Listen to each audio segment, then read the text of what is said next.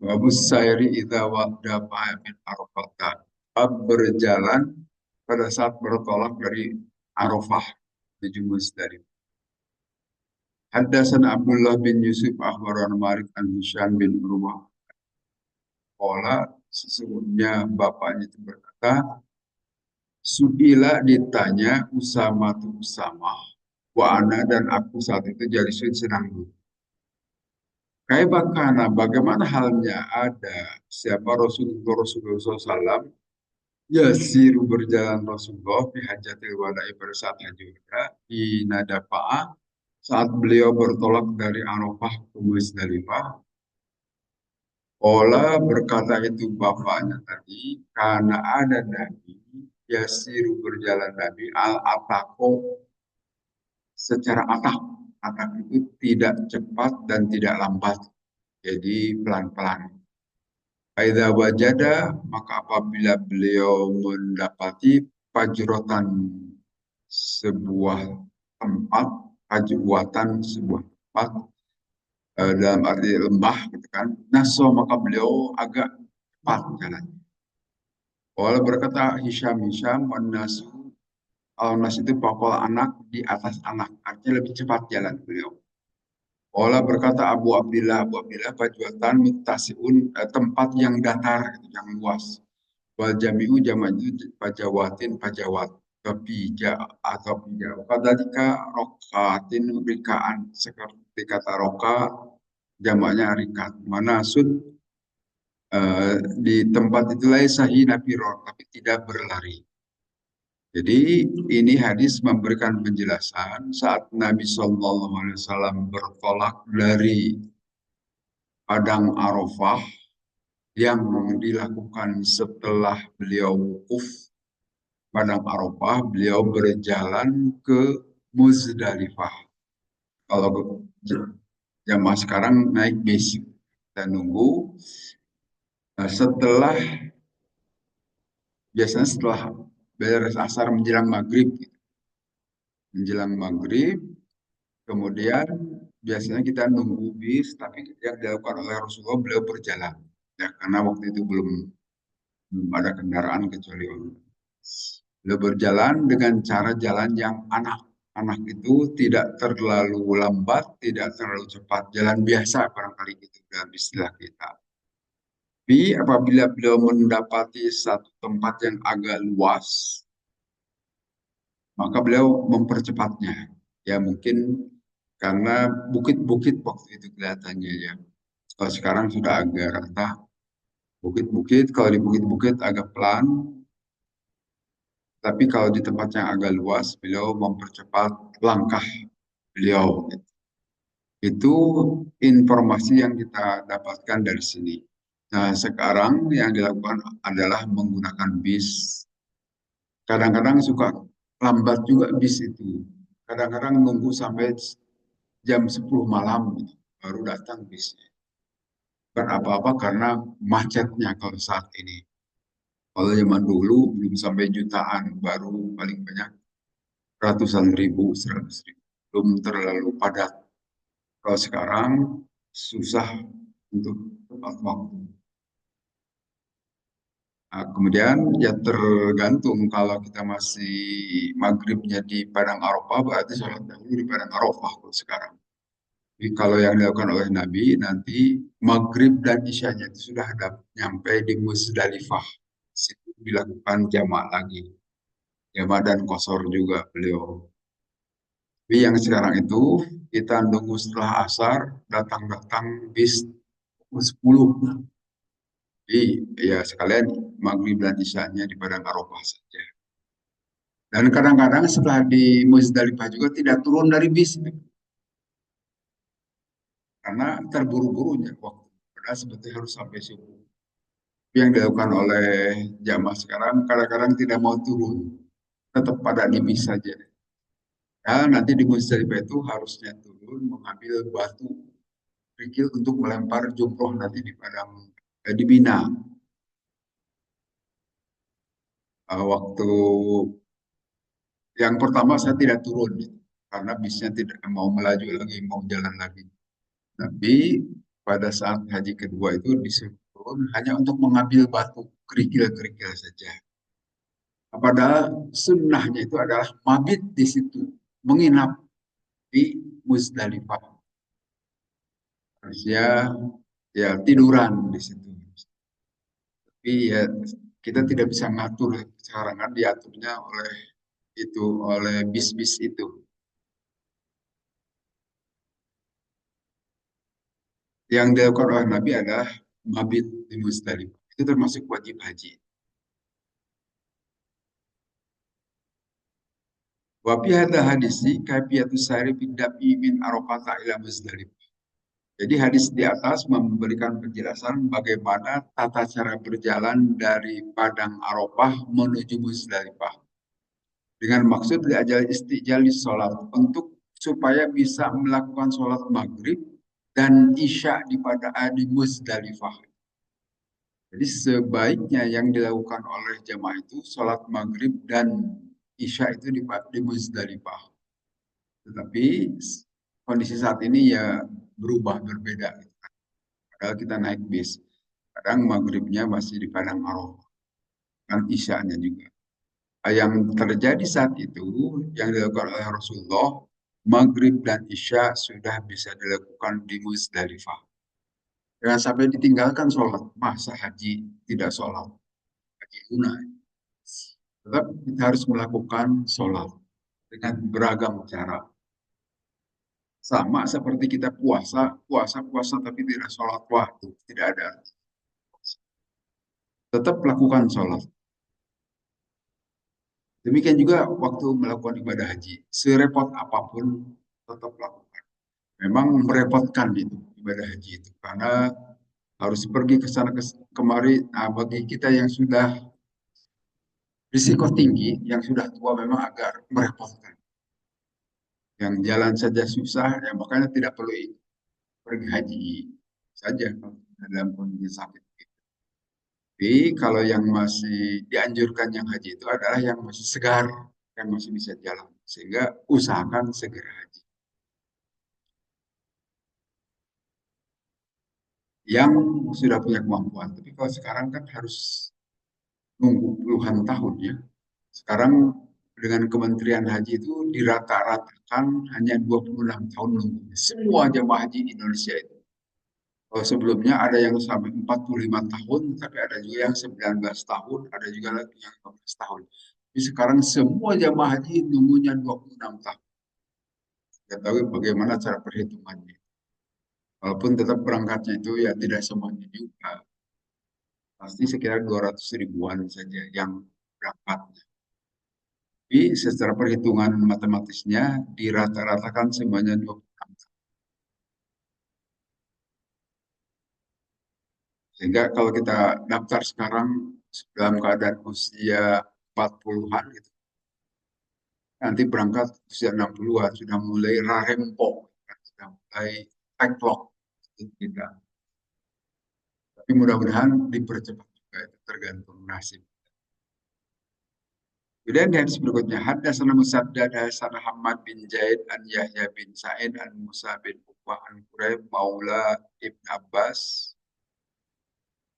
an Usamah dari Usamah bin Zaid radhiyallahu anhu anna Nabiya sungguhnya Nabi sallallahu alaihi wasallam haitsu afadha min Arafah pada saat beliau bertolak untuk melakukan tawaf ifadah dari Arafah mala ila Syibi beliau datang ke daerah yang bernama Syibi. Aqadha hajatahu kemudian beliau menunaikan hajatnya, buang air besar atau air kecil.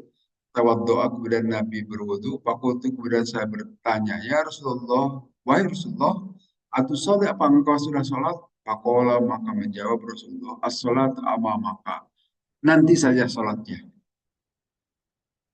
Jadi ini saat beliau dari Arafah mau melakukan tawaf ifadah, tentu saja menuju Mekah. Di satu bukit yang bernama Asyibi. Beliau buang hajat, ya tentu saja buang hajat. Zaman dahulu belum ada jamban seperti sekarang. Kalau sekarang sudah ada jamban. Walaupun jambannya juga jorok-jorok juga itu yang di Padang Arafah. ya tidak nyaman, tidak seperti tempat kita. Waktu itu saya nggak tahu sekarang mudah-mudahan lebih baik. Tapi kalau di Mina itu lebih baik jambannya. Tapi kalau di Arafah itu ah, darurat jelek, mudah-mudahan sekarang makin baik. Dan haddatsana Musa bin Ismail haddatsana Juwairiyah an-Nabi qala berkata Juwairiyah karena ada siapa Abdullah bin Umar radhiyallahu anhu yajma'u beliau menjama bainal maghrib wal isya'i antara maghrib dan isya bijam'in di tempat yang bernama jama atau istilah lain jam'in itu Muzdalifah. Wa annahu yamurru bi selain bahwa sebenarnya beliau itu melewati bukit yang bernama Asyibi alladzi akhadahu yang waktu itu Rasul mengambilnya juga siapa Rasulullah SAW ayat dulu maka masuklah Rasulullah yang takidu maka batal Rasulullah wa yatawaddu dan wudu lagi Rasulullah wala yusalli dan beliau tidak sholat hatta yusalli ya bijamin sehingga beliau melakukan sholat itu di Muzdalifah. Jadi bagusnya seperti itu. Sholat maghrib dan isya itu di Muzdalifah.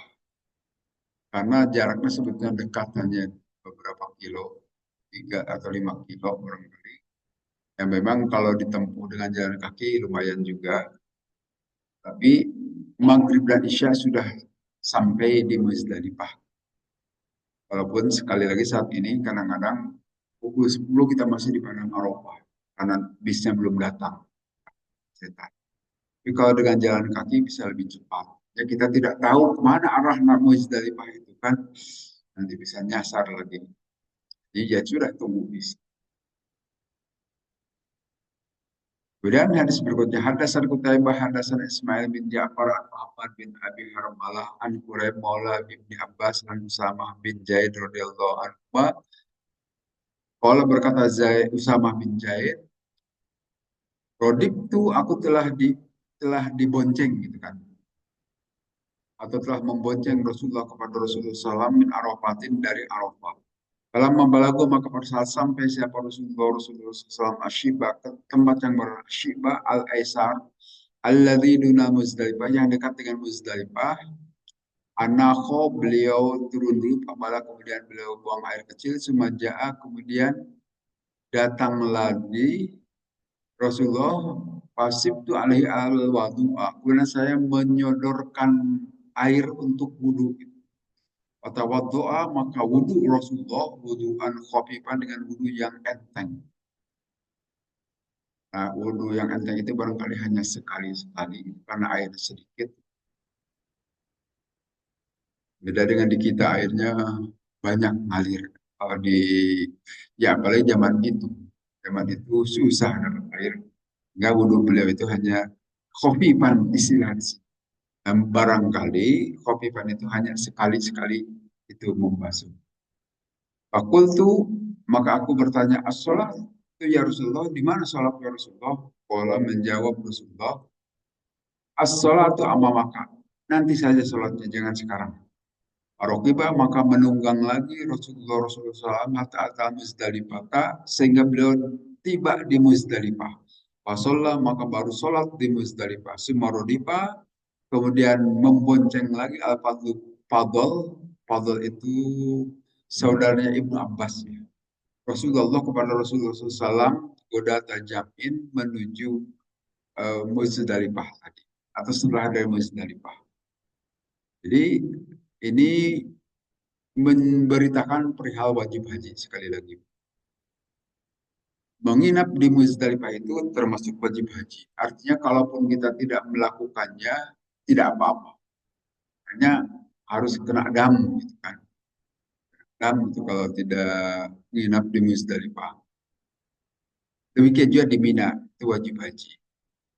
Dam kalau kita tidak melakukannya. Tapi kalau rukun haji kita tidak wukuf di Arafah tidak sah haji. Beda ya, di haji itu ada fardu haji, ada rukun haji, ada wajib haji. Hal yang wajib haji tidak mesti dikerjakan, bisa diwakilkan ataupun bisa didenda, didam. Tapi kalau rukun haji atau fardu haji, mau tidak mau harus dikerjakan. Nah, itu yang dilakukan oleh Rasul. Tentu saja Rasul memberikan contoh kepada kita. Beliau melakukannya secara sempurna. Sampai melakukan mabit di Muzdalifah. Demikian juga sholat maghrib dan isyaknya di Muzdalifah. Kemudian di hadis berikutnya,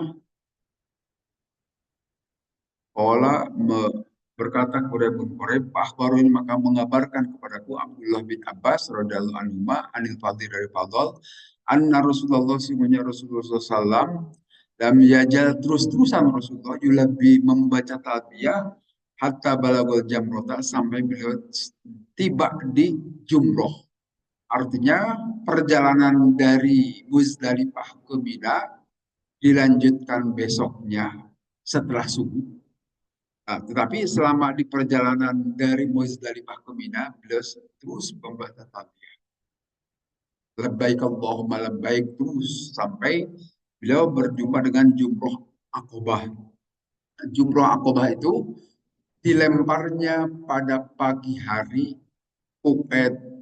tanggal 10 Dzulhijjah pada hari raya Idul Adha. Kalau untuk jamaah haji ya tidak ada hari raya Idul Adha. Beliau itu jamaah haji melempar jumroh akobah. Jumroh yang paling besar itu pada tanggal 10. Tapi kalau umat Islam yang lain yang tidak ikut haji itu melakukan Idul Adha. Sholat Idul Adha. Jadi tidak ada sholat Idul Adha bagi jamaah haji. Jamaah haji itu melempar jumroh. Ya, yang paling utama dilakukan Rasulullah itu kira-kira pukul 8 pagi. Tetapi pukul 8 pagi itu padat, Pak, kalau zaman sekarang. Sehingga kita ngambil waktu nanti habis asar saja. Yang penting keselamatan terjaga. Karena waktu itu jumrohnya masih satu tiang gitu. Tapi kalau sekarang sudah dipanjangkan jumrohnya itu, Pak. Sehingga bisa melemparnya itu di mana saja lebih lebih leluasa. Kalau dahulu satu tiang berjubel manusia di situ, maka banyak korban-korban yang terinjak dan sebagainya bisa terjadi. Dan memang betul begitu. Kadang-kadang yang dilempar juga bukan batu tapi sendal. Karena yang dilemparnya itu setan, setannya itu bungkulukan di situ. Ya kita kita ini aja mungkin dianggap setan. Yang dilempar bukannya jumroh tapi kepada orang. Nah, kalau sekarang relatif sudah lebih enak karena sudah dilebarkan, tidak hanya satu tiang. Nah, itu yang dilakukan oleh Rasulullah melempar jumroh akobah pada hari tanggal 10 Dzulhijjah, hari raya Idul Adha. Kemudian kembali ke Mina, ya setelah itu besoknya baru melempar 3 jumroh. Tapi tanggal 10 itu hanya cukup satu jumroh saja. Jumroh ula, jumroh wusto, jumroh akobah. Besoknya tiga-tiganya dilempar. Demikian juga pada hari ke-12 dan pada hari ke-13. Tapi nanti ada dua cara melakukan ibadah haji ini. Bisa napar awal, bisa napar sani. Kalau napar awal itu sampai tanggal 12 saja. Tanggal 12 setelah selesai pulang ke maktab masing-masing. Tapi ada juga yang sampai napar sani tanggal 13. Itu yang disebut hari tasyrik. Maka kalau di kita masih boleh melakukan kurban sampai tanggal 13. Nah, kalau untuk jamaah haji, mereka masih melebar jumroh di sana. Walaupun ya di sana juga ada kurban juga di Mina. Kita bisa menyaksikan juga di Mina penyembelihan hewan kurban.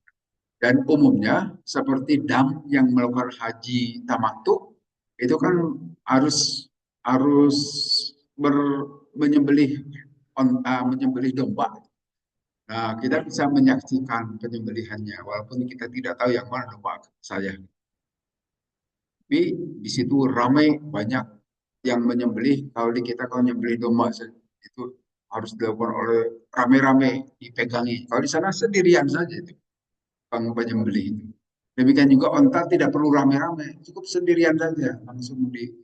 Kalau di kita kan sapi mesti rame-rame dan cara merubuhkannya juga beragam cara di kita ya. Di sana itu onta tetap aja berdiri di kita aja langsung jatuh. Itu sudah pada ahli di sana, para penyembelihnya. Sudah pada soleh juga onta-ontanya mau disembelih dan memberontak. Kalau di sini kan sapinya kadang-kadang kabur gitu kan. Ada di beberapa tempat.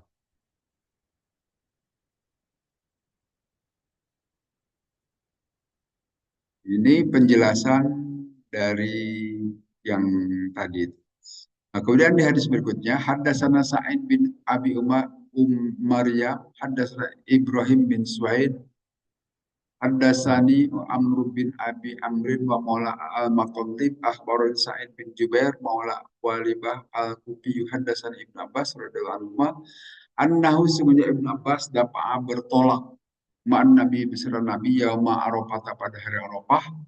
Fasami'a maka mendengar siapa Nabi SAW waru'ahu di belakang beliau jajron syadidan ada suara keras wadorban wasotan dan ada pukulan demikian juga suara lil ibili suara unta.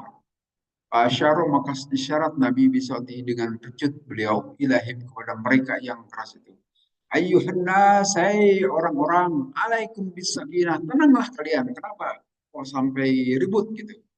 Innal birra karena sesungguhnya kebaikan itu laisa bil idhoi tidak dengan cara tergesa-gesa. Hei orang-orang tenang-tenang saja, tidak perlu terburu-buru, tidak perlu lari-lari atau beragam cara yang lain yang tidak pantas dilakukan, tapi tenang saja. Ya, sama kalau sekarang barangkali kalau naik bis tidak perlu ngebut, biasa saja. Keamanan perlu dipelihara supaya nyaman bagi semuanya. Although di sini asra'u jangan bercepat-cepat. Jadi tenang-tenang saja, tidak perlu jalan sambil sambil lari. Jalan biasa saja. Ya, tentu ini juga berlaku bagi para lansia, saya kira. Para lansia kan jalannya sudah tidak bisa kencang-kencangan.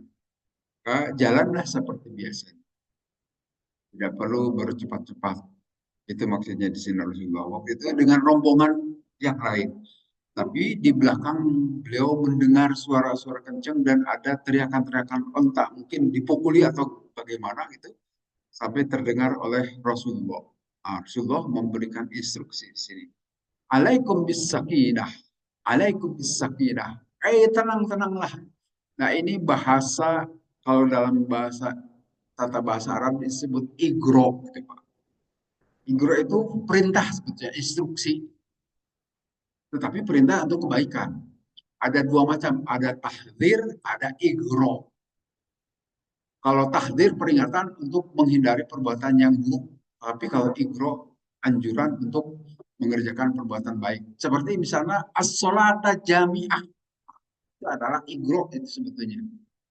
Walaupun di antara kita tidak banyak semuanya tahu bahwa itu adalah sebetulnya igro. Sehingga bacaannya juga harusnya as-sholata, bukan as-sholatu. Yang benar gitu ya. Menurut igro. Artinya harus dinasobkan, dipatahkan. Jadi nasob di sini patah. Ini sudah masuk ilmu nahwu ya. Agak susah. Kalau dibaca as-sholata jami'ah menjelang tarawih nanti. Aduh, hayu mari kita melakukan sholat sunnah tarawih. Jadi kalau dibaca as-sholat jami'ah itu hanya kalimat berita. Sholat itu diberjamaahkan. Jadi sebetulnya kita duduk saja tidak perlu berdiri, nggak masalah. Salah kalimat itu soalnya. Kalau kita tahu tata bahasa. Tapi sekarang itu di Masjid Al-Hikmah, kayak Ar-Rahmah. Mau sholat maghrib, mau sholat uh, wajib aja suka dibaca sholat jamiah itu ngaco itu. Sholat jamiah itu hanya untuk sholat sunnah. Kalau untuk sholat fardu sudah ada adzan, sudah ada iqomah. Jadi jangan saya ulang-ulang ini. Jangan membaca sholat jamiah di Masjid Ar-Rahmah ya Pantis. Itu ngaco itu tidak boleh. Karena kalau sholat fardu itu sudah ada adzan dan iqomah, tidak perlu baca sholat. as-sholat jamiah itu hanya untuk sholat sunnah. Seperti mau taraweh, silahkan baca as-sholat jamiah. Itu ajakan, marilah kita sholat berjamaah. Perlu saya sampaikan karena itu masih ada yang salah masang. Pada pengajian sering di Masjid Ar-Rahmah. Jadi, masa salah. Silahkan, tidak ada.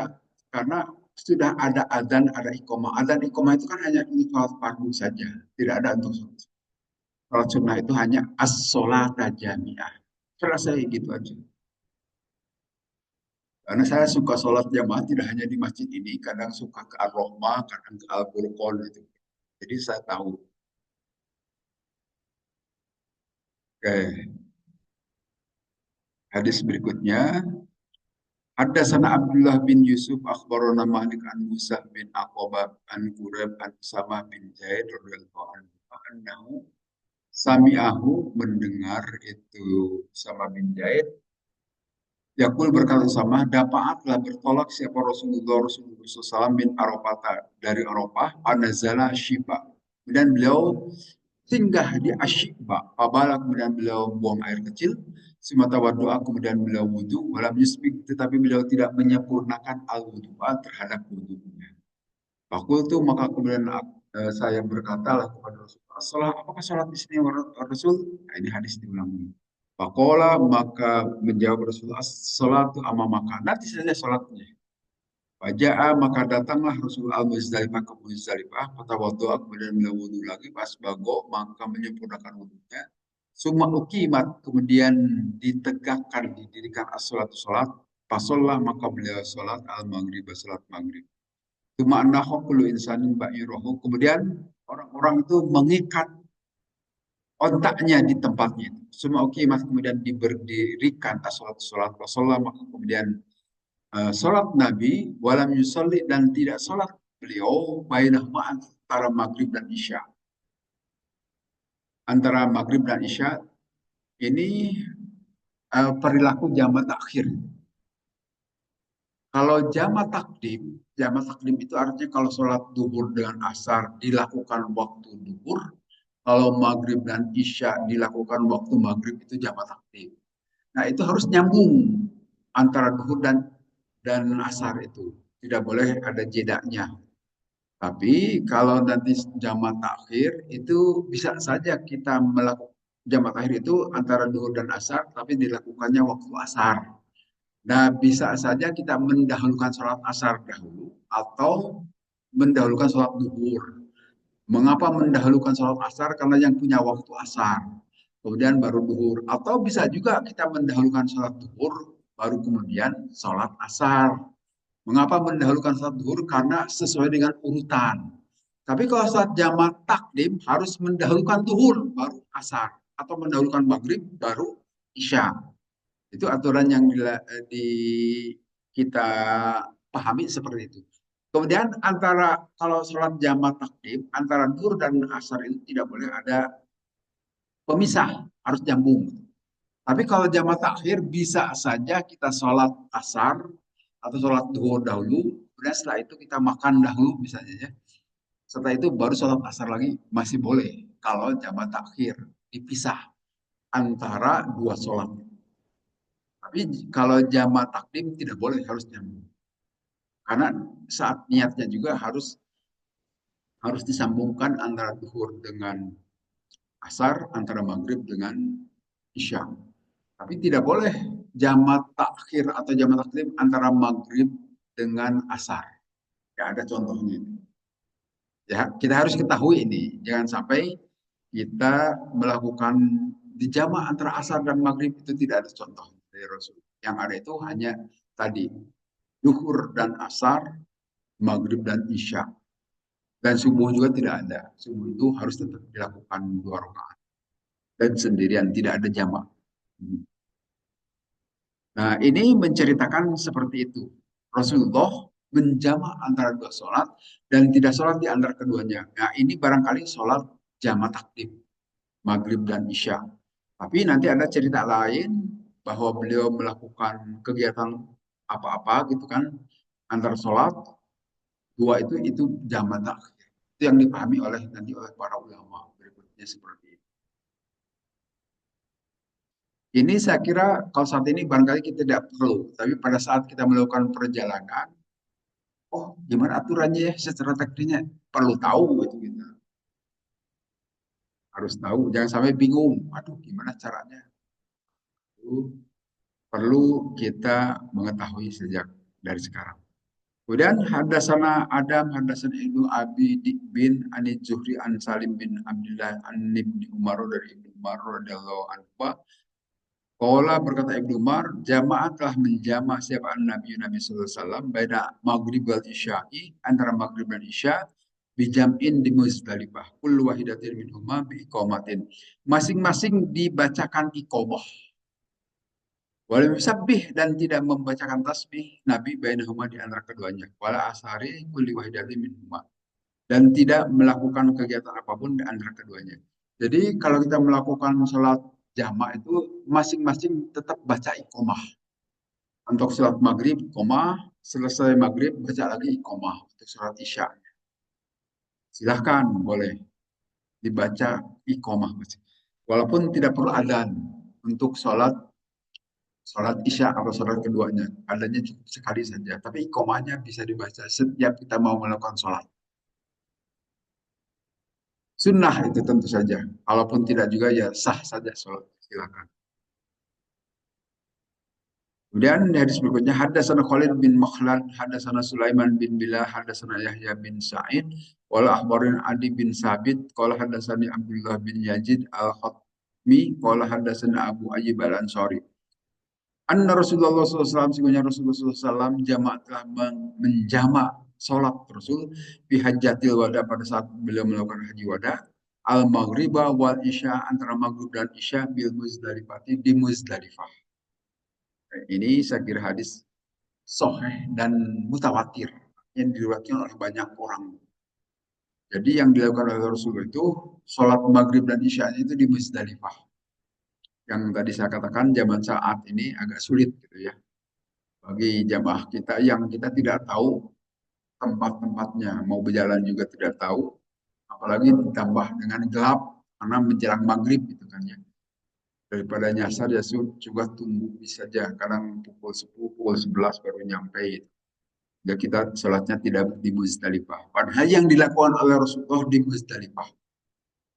Nah ini yang haji nuzul juga, yang melalui Mina sebelum ke Arafah, apakah mereka juga melakukan jalan kaki dari Arafah ke Muzdalifah? Saya tidak tahu.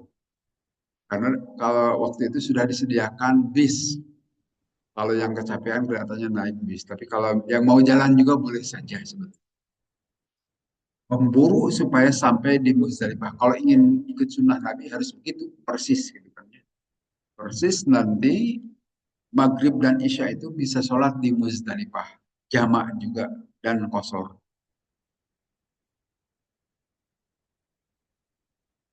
Dan hadis terakhir, Haddatsana Urwah bin Khalid, haddatsana Zuhair, haddatsana Abu Ishaq, qala sami'tu Abdurrahman bin Yazid yaqulu berkata Abdurrahman, Hajjah telah melakukan ibadah haji Abdullah radhiyallahu anhu, fa'ataina kemudian kami mendatangi Al-Muzdalifah ke Muzdalifah hinal azani pada saat menjelang adzan bil atamati di waktu Isya, atau qoriban min dalik atau dekat waktu Isya. Amaro maka memerintahkan itu Abdullah rojulan kepada seorang laki-laki fa'adzana maka membacakan adzan aqoma dan membaca koma. Summa sholat kemudian beliau sholat al-maghrib sholat maghrib sholat dan juga sholat ba'daha setelah maghrib itu rokaat ini dua rokaat sholat isya. Summa da'a bi asya bi isya'ihi kemudian beliau melakukan sholat isya pada asya kemudian makan malam. Summa amaro kemudian beliau memerintahkan rajulan kepada seorang laki-laki azana adzan akoma dan ikomah. Nah, kelihatannya ini tidak dilakukan jamak antara maghrib dan isya. Tadi sholat dua rakaat itu kelihatannya sholat sunnah saja setelah maghrib. Nah, setelah itu baru sholat isya lagi karena ada adzan dan ikomah dan dipisah dengan makan malam dahulu. Silahkan boleh juga melakukan tamu. Qala berkata Umar la alam asyakka illa min Juhair. Saya tidak mengetahui keraguan kecuali dari Juhair. Suma sholat isya, kemudian sholat isya rakaat ini 2 rakaat. Nah, kemudian ternyata sholat isyanya juga dikosor di sini 2 rakaat. Lama ta'ala maka pada saat terbit al-fajr fajar, Kola berkata itu siapa Juher tadi ya. Inna Nabi sungguh Nabi SAW karena ada Nabi la yusalli tidaklah sholat Nabi illa di saat kecuali pada saat ini, pada waktu ini. Illa hadis sholata kecuali sholat-sholat ini bihada makan di tempat ini min hada yami pada hari ini. Qala Abdullah berkata Abdullah huma itulah sholatani 2 sholat tuhawwalani an waqtihima yang berpindah dari kedua waktunya sholatul maghrib ba'da mayati an-nasul Muzdalifah setelah Nabi sampai di Muzdalifah wal fajr dan sholat fajar ini yang jugu al fajr pada saat terbit fajar.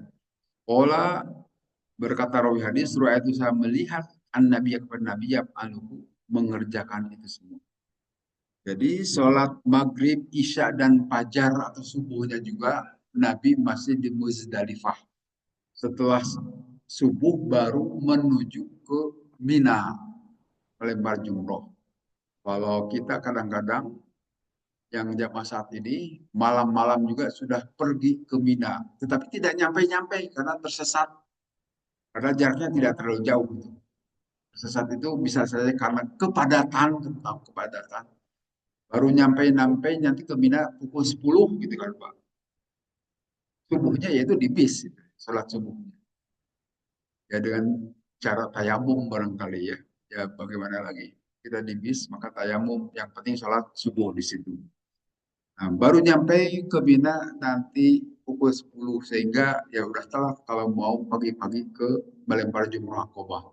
Kita masuk dahulu ke tenda biasanya, beres-beres barang dan sebagainya, baru nanti melempar jumroh Aqobahnya setelah asar.